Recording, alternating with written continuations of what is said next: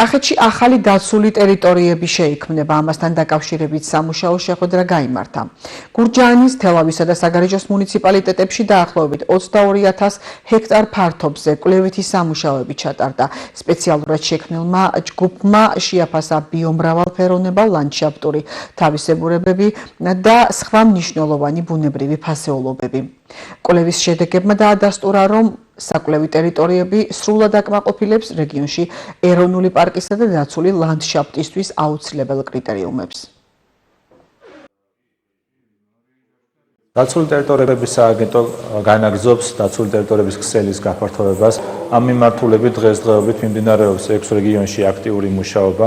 მათ შორის კახეთის რეგიონში, კერძოდ ცივგომბორის ქედზე, რომელიც გამოირჩევა თავისი ბიომრავალფეროვნებით და უნიკალური ეკოსისტემებით, ცივგომბორის ქედზე შექმნილი ახალი ტერიტორია იქნება ახალი მიზიდულობის ცენტრი, რაც მოგცემს ჩვენ საშუალებას, რომ განმავითაროთ ეკოტურიზმი ადგილობრივი მოსახლეობისთვის, იქნება ეკონომიკური სარგებლობის მიღების საშუალება და ზოგადად ბიომრავალფეროვნების ეკოსისტემების დაცვისთვის მნიშვნელოვანია აღნიშნული პროექტის განხორციელება. კახეთის რეგიონი გამორჩეულია თავისი ბიომრავალფეროვნებით.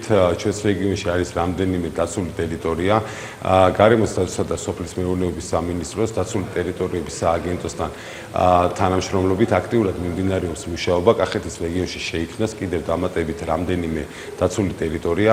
აღნიშნული ხელშეუწყობს როგორც ტურისტული პოტენციალის განვითარებას ჩვენს რეგიონში, ასევე მოიზიდავს დამატებით ვიზიტორებს, რაც ბუნებრივი ადგილობრივი მოსახლეობისთვის დამატებით ეკონომიკურ შესაძლებლობებს შექმნის.